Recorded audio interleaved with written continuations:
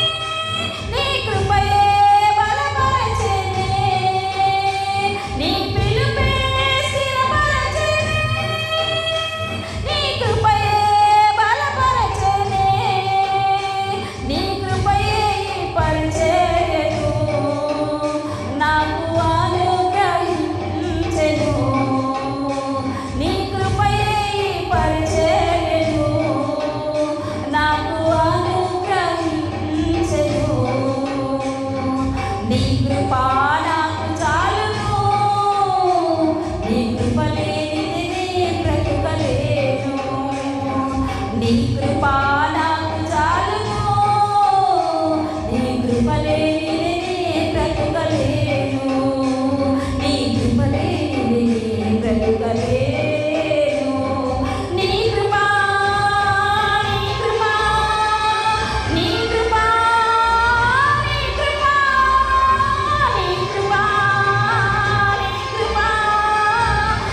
కృపా,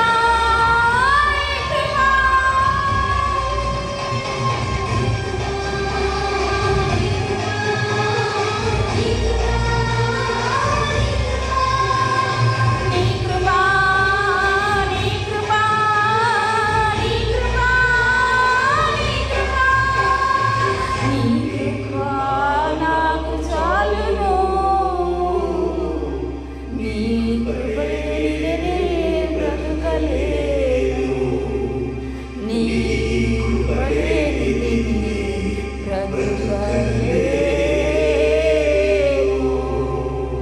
హల్లెలూయా. దేవునికి స్తోత్రములు. మీ అందరికీ కూడా యేసుక్రీస్తు నామములో నా హృదయపూర్వకమైన వందనాలు తెలియజేస్తూ ఉన్నాం. ప్రతిరోజు మరి సాయంకాల సమయమున మరి ఈ ప్రకారంగా ఈ వర్తమానము ద్వారా టీవీ పరిచర్య ద్వారా మీ మధ్యలోనికి రావడానికి నాకు చాలా సంతోషకరంగా ఉంది. దయచేసి ఈ సమయాన్ని మీరు సద్వినియోగం చేసుకొని దైవ ఆశీర్వాదాలు పొందాలని ప్రభుని బట్టి ప్రేమతో నేను మీకు హెచ్చరిక చేస్తూ ఉన్నాం. రండి, మనందరి ఆత్మల ధ్యానము కొరకు ఈరోజు మొదటి రాజుల గ్రంథము 4వ అధ్యాయము 27వ వాక్యమును గూర్చి కొన్ని పాటలు మనము ధ్యానం చేయబోతున్నాం. మొదటి రాజుల గ్రంథము 14వ అధ్యాయము 27వ వాక్యమును గూర్చి కొన్ని పాటలు నేర్చుకుందాం. మరియు మొదటి రాజుల గ్రంథము 14:27 వాక్యం, రాజైన రెహబాము వీటికి మారుగా ఇత్తడి డాళ్లను చేయించి రాజనగరు ద్వారపాలకులైన తన దేశ సంరక్షకుల అధిపతుల వశము చేసెను. దేవుడు ఈ మాటలు మనందరి వినికిడి జీవితంలో స్థిరపరచబడనుగాక. సంతోషంగా దేవునికి స్తోత్రం చెప్దాము. హల్లెలూయా. ప్రభునందు ప్రియులారా, చాలా శ్రేష్టమైన మాటలు దేవుడు మనతో మాట్లాడాలని ఇష్టపడుతూ ఉన్నాడు. మీరు ప్రార్థన పూర్వకముగా ఉండాలని హెచ్చరిక చేస్తూ ఉన్నాం. రాజైన రెహబాము వీటికి మారుగా ఇత్తడి డాళ్లను చేయించి రాజా నగరులో పెట్టెను అని వాక్యం రాయబడింది. మొత్తానికి ప్రియులారా, రెహబాము అంటే ఎవరు? రెహబాము వాటికి మారుగా ఇత్తడి డాళ్లకు ముందుగా ఏమున్నాయో అన్న విషయానికి ముందుగా కొన్ని మాటలు నేను మీతో చెప్పాలని ఇష్టపడుతూ ఉన్నాను. బైబిల్లో మొత్తము కలిసి 42 మంది రాజులు. ఉమ్మడి రాజులు 3, ఇశ్రాయేల్ రాజులు 19 మంది, యూదుల రాజులు 20 మంది. ఉమ్మడి రాజులు మొదటి రాజు సౌలు, రెండవ రాజు దావీదు, మూడవ రాజు సొలొమోను. ఈ 3 ఉమ్మడి రాజులుగా రాజ్యము పరిపాలన చేసిన తర్వాత సొలొమోను కుమారుడు అనబడినటువంటి రెహబాము కాలమున రాజ్యము 2 రాజ్యాలుగా చీలిపోయినట్టుగా చూస్తూ ఉన్నాం. ఒకటి ఇశ్రాయేలు రాజ్యము, 2 యూదా రాజ్యం అని చీలిపోయినట్టుగా చూస్తూ ఉన్నాం. ఇశ్రాయేలు మొత్తము కలిసి 19 మంది, యూదుల రాజులు మొత్తము కలిపి 20 మంది, ఉమ్మడి రాజులు 3 కలిసి మొత్తము 42 మంది రాజులు మరి రాజ్యాన్ని పరిపాలన చేసినటువంటి చరిత్రగా గ్రంథస్థములో మనము చదువుతూ ఉన్నాం. వారి యొక్క వృత్తాంతమును కూడా మనము ఎరిగినటువంటి వారంగా ఉన్నాం. అయితే ఈ సాయంకాల సమయమున రెహబామును గూర్చి దేవుడు మాట్లాడుతున్నాడు. రెహబాము ఎవరు అంటే సొలొమోను యొక్క కుమారుడు. జాగ్రత్తగా వినాలని యేసుక్రీస్తుని బట్టి హెచ్చరిక చేస్తూ ఉన్నాం. సొలొమోను యొక్క రాజ్యము కాల తదనంతరము వారసత్వాన్ని బట్టి రెహబాముకు రాజ్యం వచ్చినట్టుగా చూస్తూ ఉన్నాం. ఆయన రాజ్యములోనికి వచ్చిన తర్వాత ఆయన రాజ్య పరిపాలన కాలంలో దేవుని మందిరములో వాడే ఉపకరణాలు బంగారణకు ఫలితముగా మరి ఇత్తడిని వాడుకలోనికి తెచ్చినట్టుగా మనం చూస్తూ ఉన్నాం. మీరు జాగ్రత్తగా వినాలని కోరుతూ ఉన్నాను. ఎందుకు ప్రియులారా బంగారుకు ఫలితముగా ఇత్తడిని వాడుకలోనికి తెచ్చాడు అంటే, అంతకంటే ముందుగా వాళ్ళ నాన్న యొక్క రాజ్య పరిపాలన స్థితిని గురించి ఒక మాట మీకు నేను చెప్పాలని ఇష్టపడుతూ ఉన్నాను. రండి, మొదటి దినవృత్తాంతముల గ్రంథము, క్షమించాలి 2వ దినవృత్తాంతముల గ్రంథము 9వ అధ్యాయము 21వ వాక్యముల గమనించినట్లయితే అక్కడ ఒక మాట రాయబడింది చూడండి. సొలొమోను దినములలో వెండి ఎన్నికకు రానిదాయను అనేది వాక్యం. సొలొమోను రాజ్య కాలములో వెండి ఎన్నికలేనికి రాలేదంటే ఎంత యోగ్యుడో మీరు ఆలోచన చేయాలి.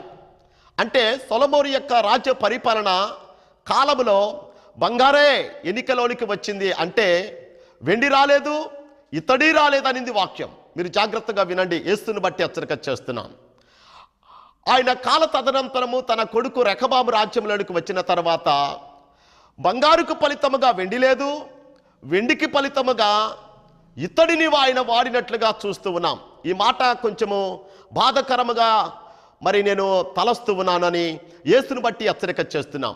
ఎందుకు ప్రియులారా, బంగారుకు ఫలితముగా ఇత్తడి తన రాజ్య పరిపాలన కాలంలో వాడుకలోనికి వచ్చిందంటే ఇప్పుడు చదవండి 2వ దినవృత్తాంతముల గ్రంథము 12వ అధ్యాయం 9-10 వాక్యమును గమనించినట్లయితే అక్కడ ఒక మాట రాయబడింది. ఐగుప్తు రాజైన షీషాకు యెరూషలేము మీదికి వచ్చి దేవుని మందిరపు బొక్కస్తములన్నిటినీ రాజనగరులోని బొక్కస్తములన్నిటినీ దోచుకొని సొలొమోను చేయించిన బంగారు డాలను తీసుకొని పోయెను అనింది వాక్యం. అంటే రెహబాము కాలమున ఐగుప్తు రాజైన షీషాకు మరి యూదా రాజ్యము మీదికి దండెత్తి సొలొమోను కాలంలో చేసిన బంగారు యొక్క ఉపకరణములన్నిటినీ శత్రువు వచ్చి దోచుకొని పోయేటట్టుగా మనము చూస్తూ ఉన్నాం. అంటే రెహబాము కాలమున తన తండ్రి కాలములో ఉన్నటువంటి శ్రేష్టతను శత్రువు వచ్చి దోచుకొని పోయినట్లుగా చూస్తూ ఉన్నాం.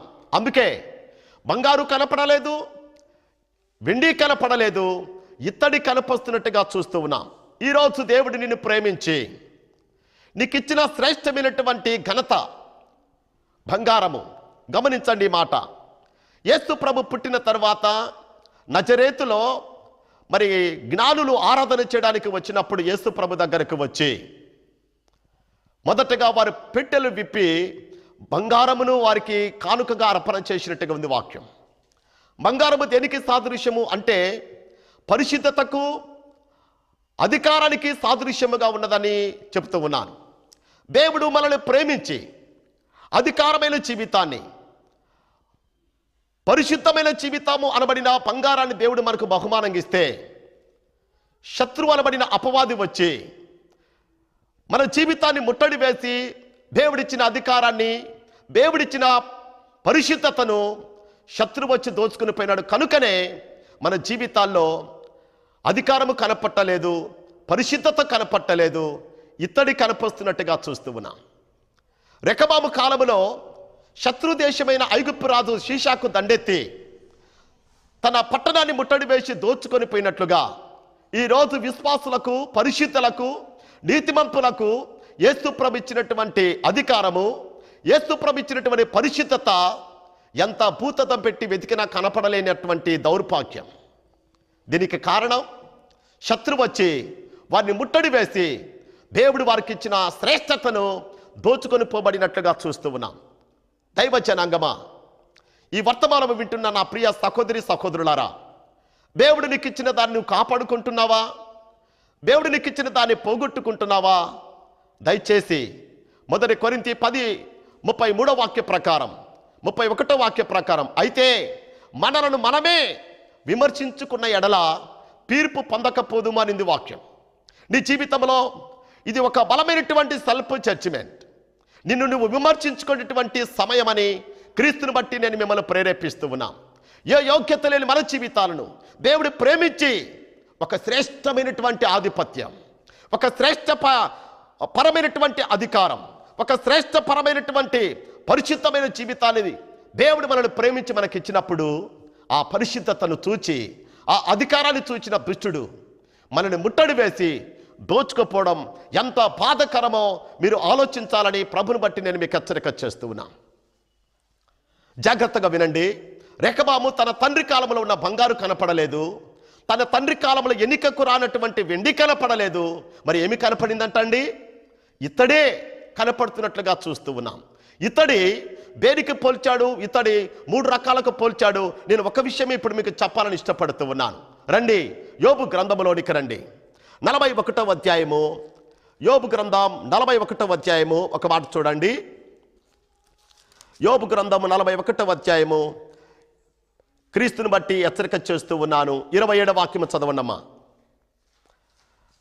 అది ఇనుమును గడ్డిపోచగాను ఇత్తడిని పుచ్చిపోయిన కర్రగాను ఎంచును అనేది వాక్యం. దేవునికి స్తోత్రం, హల్లెలూయా. ప్రభునందు ప్రియమైన దైవ జనాంగమా, వెండి గమనించండి, బంగారము అధికారానికి పరిశుద్ధతకు పోల్చాడు, వెండి విమోచనకు పోల్చాడు, ఇత్తడిని పుచ్చిపోయిన కర్రగా పోల్చాడనేది వాక్యం. రెహబాము రాజ్యములో ఉన్న ప్రజల యొక్క పరిస్థితి ఎట్టుందంట? పుచ్చిపోయిన కర్రగా దిగజారిపోబడిన దౌర్భాగ్యంగా మనం చూస్తూ ఉన్నాం. మీ అందరికీ నేను వందనాలు తెలియజేస్తూ ఉన్నాను. పుచ్చిపోయిన కర్రను దేనికి ఉపయోగిస్తాము? వంట చెరకుకే ఉపయోగిస్తాం. నేను మీకు వందనాలు చెబుతూ ఉన్నాను. పుచ్చిపోయిన కర్రగా ఉండడానికి దేవుడు నీ కోసం రక్తము కార్చలేదు. పుచ్చిపోయిన కర్రగా దేవుడు పరలోకమైక్యమని విడిచి భూలోకానికి నీ కోసం రాలేదు. తన స్వారూప్యములోనికి నిన్ను తీసుకురావడానికి తండ్రి అయిన దేవుడు తన కుమారుడికి ఇచ్చిన అధికారం ఏమై ఉన్నదో, తండ్రి అయిన దేవుడు తన కుమారుడైన క్రీస్తుకి ఇచ్చిన పరిశుద్ధత ఏమై ఉన్నదో అవన్నీ కూడా క్రీస్తు మనకిచ్చినాడు. ఆ ఇచ్చిన దాన్ని నువ్వు కాపాడుకునే దానికి ఫలితంగా పుచ్చిపోయిన కర్రగా ఉండడానికి కాదని ప్రభు నిన్ను ప్రేమించి ఈరోజు మాట్లాడుతున్నాడు. జాగ్రత్తగా గమనించండి. రెహబాము కాలమున ఇత్తడి కనపడము ఎంత బాధకరమో మీరు చూడండి. ఈ అంత్య దినములలో, ఈ చివరి దినములలో యేసు రక్తము కిందికి వచ్చిన జీవితంలో క్రీస్తు రూపం నీలో చూడాలని ఇష్టపడుతున్నాడు. క్రీస్తు అధికారము నీలో చూడాలని ఇష్టపడుతున్నాడు. క్రీస్తు పరిశుద్ధతను నీలో చూడాలనుకున్నాడు. కానీ పుచ్చిపోయిన కర్రగా నిన్ను చూడాలని ఆయన ఏనాడు కూడా తలంచలేదు.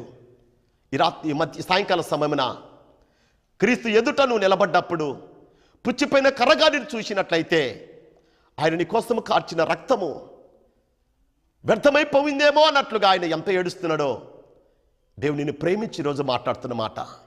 నువ్వు అదే స్థితిలో ఉండడానికి కాదు, నువ్వు ఎక్కడ ఆ స్థితిని కోల్పోయినావో అదే స్థితిలో మళ్ళా దేవుడు అదే ఆధిపత్యం, అధికారం, పరిశుద్ధతను దేవుడు నీకు ఇవ్వడానికే ప్రేమించి ఈరోజు మీ ఇంటిలో తన సేవకుని ద్వారా నీతో మాట్లాడుతున్న మాట.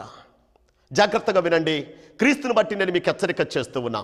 రండి ప్రభునందు ప్రియులారా, ఎందుకైనా జీవితంలో బంగారంతో కోల్పోయింది? శత్రువు వచ్చి ముట్టడి వేయడానికి గల కారణం ఏంటంటే రెహబాములో ఉన్న దౌర్భాగ్యాన్ని చూడండి. 2వ దినవృత్తాంతముల గ్రంథము 12వ అధ్యాయంలోకి రండి. 2వ దినవృత్తాంతములు 12 మొదటి వాక్యం చదవండి అమ్మా. రెహబాము రాజ్యము స్థిరపడి తాను బలపరచబడిన తరువాత అప్పుడును ఇశ్రాయేలందరూ దేవుని ధర్మశాస్త్రమును విసర్జించి దేవునికి ద్రోహము చేసి అనే మాట ఉంది ఇక్కడ. రెహబాము రాజ్యము స్థిరపడ్డాక బలమునందిన తర్వాత ఏం చేశాడంటండి? యేసు నామములో హెచ్చరిక చేస్తున్నా. ఏం చేశాడంటండి? రాజ్యము స్థిరపడ్డాక ధర్మశాస్త్రమును విసర్జించి అనే మాట ఉంది.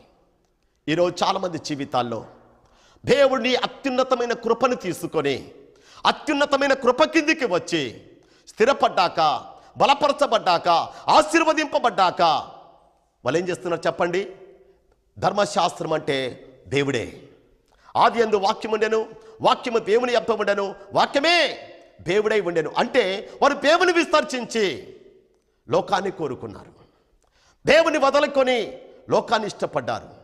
దేవుని సహవాసమును కోల్పోయి లోక సహవాసానికి వచ్చారు. అందుకే శత్రువనబడిన అపవాది వచ్చి వారిని ముట్టడి వేసి దేవుడిచ్చినటువంటి శ్రేష్టతను దోచుకొని పోయేటట్టు చేస్తాడు. హల్లెలూయా. ఈ సాయంకాల సమయమున ప్రభునికి ఇచ్చినటువంటి కృపను అపవాది దోచుకొని పోయినట్లయితే ఈ రెహబామును బట్టి దేవుడు వాక్యము చెప్పుతున్న నాతో, వాక్యము వింటున్న నీతో ప్రభు మాట్లాడుతున్నాడని క్రీస్తుని బట్టి నేను మీకు హెచ్చరిక చేస్తూ ఉన్నా. నువ్వు స్థిరపడ్డాక దేవుని విసర్జించినట్లయితే శత్రువు నిన్ను ముట్టడి వేశాడని మర్చిపోగాకు. దేవుడు నీకు ఇచ్చిన కృపను దోచుకున్నాడని మర్చిపోగాకు. యేసు ప్రభు నీతో మాట్లాడుతున్న మాట. ఇంకొక మాట చదవండి. దేవుని విసర్జించడమే కాక తర్వాత ఏమన్నాడు అక్కడ? దేవునికి ద్రోహం చేయడమే కాక 14వ వాక్యం చదవండి.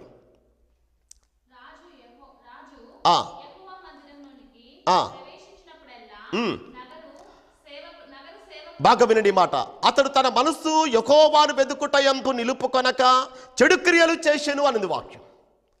ఎక్కడ తన జీవితాన్ని కోల్పోయినాడో, దేవుడిచ్చిన కృపను పోగొట్టుకున్నాడు, దేవుడిచ్చిన ఆధిపత్యాన్ని పోగొట్టుకున్నాడు, దేవుడిచ్చిన పరిశుద్ధతను పోగొట్టుకున్నాడు. ఆ పోగొట్టుకున్న స్థలంలో తన మనసు నిలుపుకొని పశ్చాత్తాపడై పోగొట్టుకున్న దాన్ని మళ్ళా పొందుకోవడానికి దేవునితో సమాధాన పడాల్సింది పక్కన పెట్టి ఏం చేస్తున్నాడంట అండి, ఇంకా చెడుతనాన్నే చేయడం ప్రారంభిస్తున్నాడంట. ఇది కొంచెం బాధకరం. నీకు ఇచ్చిన కృపను పోగొట్టుకున్నట్లయితే పోగొట్టుకున్న దాన్ని సంపాదించుకోవడానికి ప్రయాసపడాలి, పశ్చాత్తాపడాలి. కానీ ఇంకా నువ్వు చెడు క్రియలు చేసేదానికి వీల్లేదు.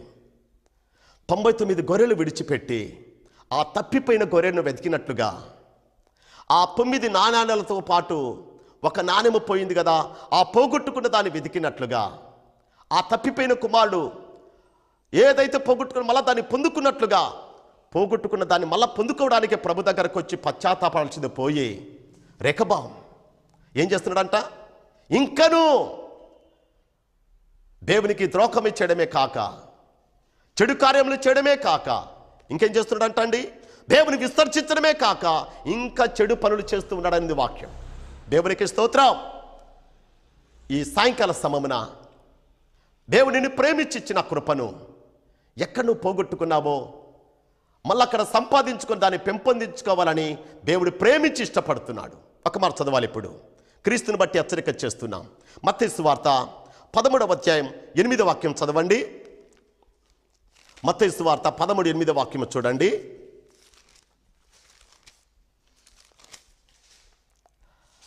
కొన్ని మంచి నేలల పడి ఒకటి 100 ఒకటి 60 ఒకటి 30 ఫలించెను అనేది వాక్యం. దేవునికి స్తోత్రం చెప్పండి. ఎట్లుందంటే జీవితం 30, 60, 100 రావాలి.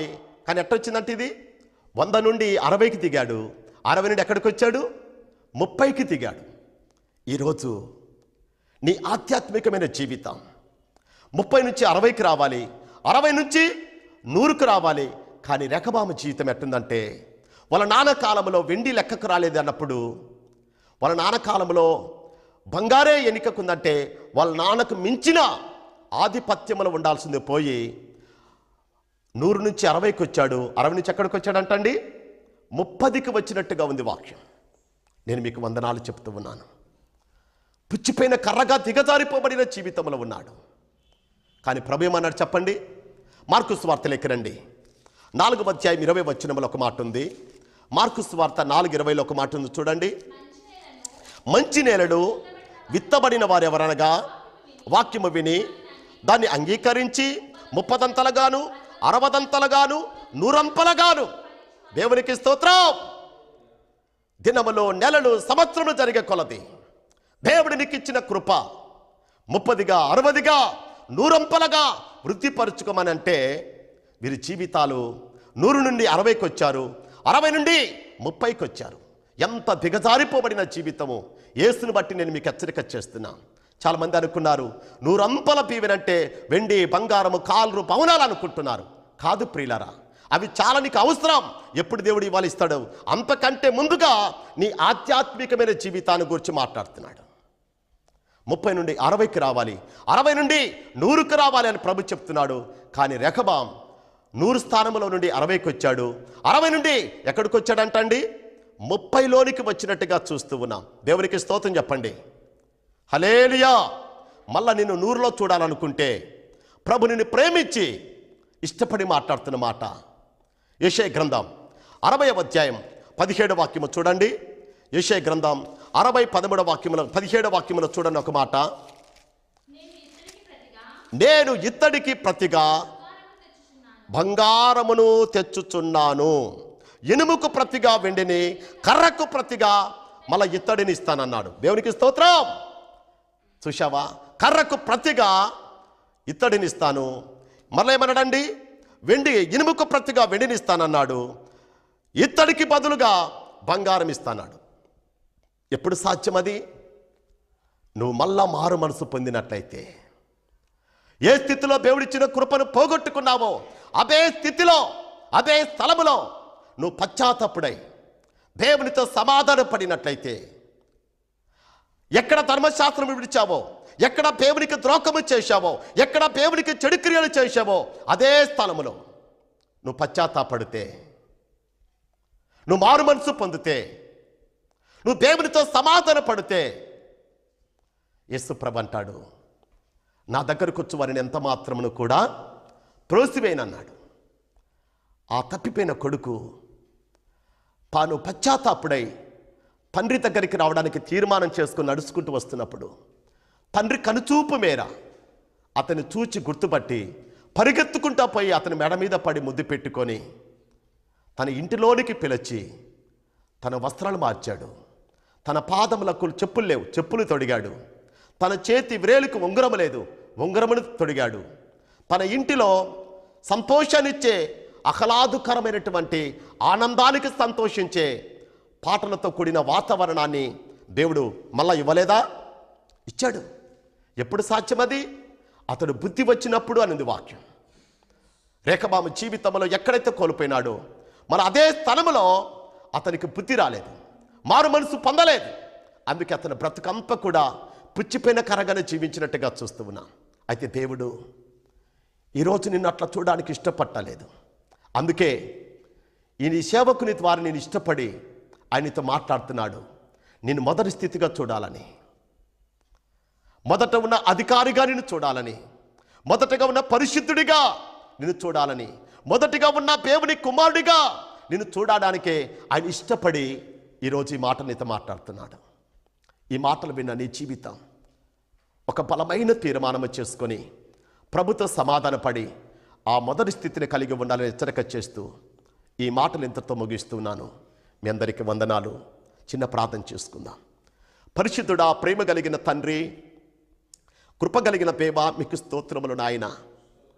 ఈరోజు మమ్మల్ని ప్రేమించి ప్రభువా మీరు మాట్లాడిన ప్రతి మాట కొరకై వందనాలు. రేఖబాబును మా ముందు పెట్టావు. ఆయన జీవితం నుండి కొన్ని పాఠాలు మాకు నేర్పించావు అయ్యా. రేఖబాబు బంగారములకు ప్రతిగా ఇత్తడిని పెట్టుకున్నాడు. అట్లాంటి జీవితం ఏమున్నట్లయితే నువ్వు ఇష్టపడి ప్రేమించి మరలా బంగారు స్థితిలో మమ్మల్ని చూడడానికి మీరు మాట్లాడిన ఈ మాటలు మా జీవితంలో కార్యము చేసి నీ మహిమార్థముగా మమ్మల్ని వాడుకోమని యేసు నామములో అడిగి వేడుకొనుచున్నాము తండ్రి.